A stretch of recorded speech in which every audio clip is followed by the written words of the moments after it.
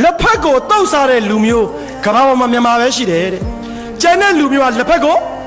အချောက်ခံရင်တွင်းနဲ့ပြုတ်ပြီးအခါရည်ဖြစ်တောက်တာလက်ဖက်တုတ်စားတဲ့လူမျိုးကကျွန်တော်လူမျိုးတစ်မျိုးတည်းရှိတဲ့အကြောင်းပြောရင်းနဲ့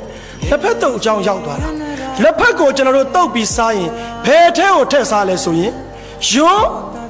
အစ်ပေါ်မှာတင်ပြီးစားတာဗျယွန်းကလေးကိုကန်ပြီးတော့တကင်းတယောက်ကပြောတယ်ဟိတ်ကောင်ကွာတယ်တိတ်ဒိတ်ပဲရှိတာလက်ဖက်တုတ်ကကွာ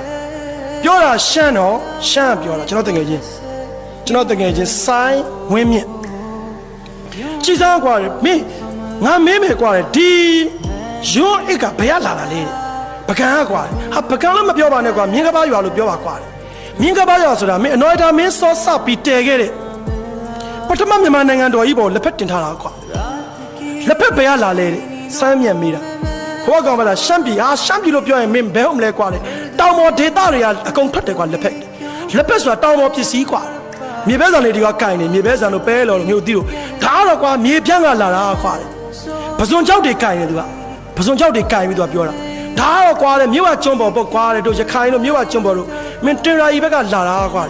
မင်းစဉ်းစားကြည့်ပထမမြန်မာနိုင်ငံတော်ကြီးပေါ်မှာတို့တိုင်းရင်းသားလူမျိုးတွေချစ်ခင်စီးလုံးလုံးနဲ့နေခဲ့ကြတယ်အတိတ်နမဲကြီးကွာလေ